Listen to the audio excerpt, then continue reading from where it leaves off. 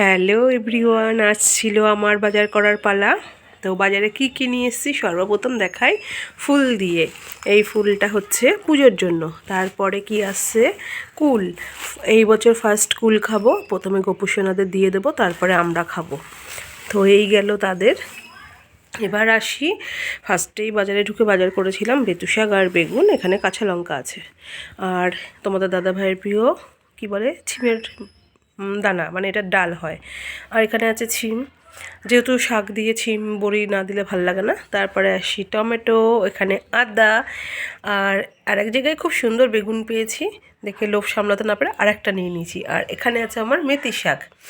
আর বাজারের সব থেকে স্পেশাল জিনিস যেটা আমি পেয়ে গেছি সেটা হলো কোয়াশ, তার নিচে উকি মারছে হলো আমলকি।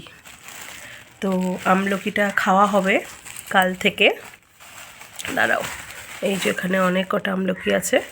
আর তার সাথে কি থাকছে জানো, বাজারে গিয়ে এই আর একটা জিনিস পেয়ে গেছি, অনেক খুঁজি পাই না। এটা হলো কাঁচা হলুদ, এটা আদা, এটা কাঁচা হলুদ।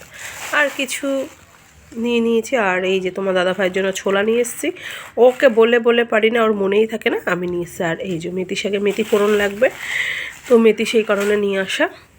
তো এই ছিল আজকে আমার বাজার। তো দাদা ভাই বাজারে গেলে এত কিছু বাজার করতে পারে না, ও নাকি ভুলে যায়, ওর চোখে যেইটুকানি ভাল লাগে হাকডুম ভাকডুম তা নিয়ে আসে। আর আমি কিন্তু ঘুরে ঘুরে ঘুরে ঘুরে সুন্দর সুন্দর বাজার নিয়ে এসেছি বাড়িতে। তো আমার মতন কে কীরকম বাজার করতে ভালোবাসো জানাতে ভুলো না।